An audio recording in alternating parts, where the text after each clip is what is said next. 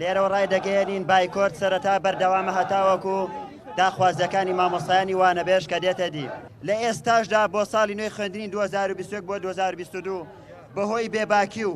گوێنەگرتنی بەرپرسانی حکوومەتی هەرێمی کوردستان لە ئاست داخوازیەکانمان مامۆستایانی وانەبێژ لە ئێستادا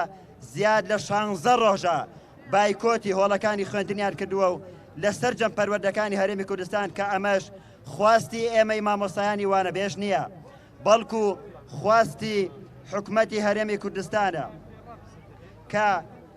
خواستی ئێمە خواستی چاکسازی و گەشتە سەندن و بەرەو پێشبردننی پەروەردە و خوێندنە لە ڕێگەی ئەو یاداشانەی کە پێشکەشی بەرپرسانی حکوومەتی هەرێمی کوردستانمان کردووە.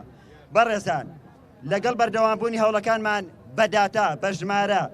زیاد لە 500 یاداشتمان ئاڕاستەی بەرپرسانی حکوومەتی هەرێمی کوردستان کردووە بە پەرلەمانی کوردستانیشەوە بەڵام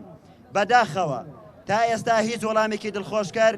نەبووە بۆ مامۆستایانی وانەبێژ وەڵامی دڵخۆشکەریز بۆ مامۆستایانی وانەبێژ بریتیە لە دامەزراندنی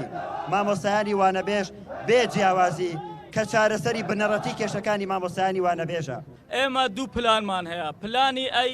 بریتیە لە دامەزراندنی مامۆستایانی وانەبێژ بە هەمیشەی یان بەگرێ بەست ئەگەر لە حاڵەتێکدا پلانی ئەی مستحیل و ناممکن بوو و لە دەسەڵاتی هەموو لایەکمان بەدەر بوو اینجا ئێمە پلانی بیمان هەیە کە لە ئێستادا لە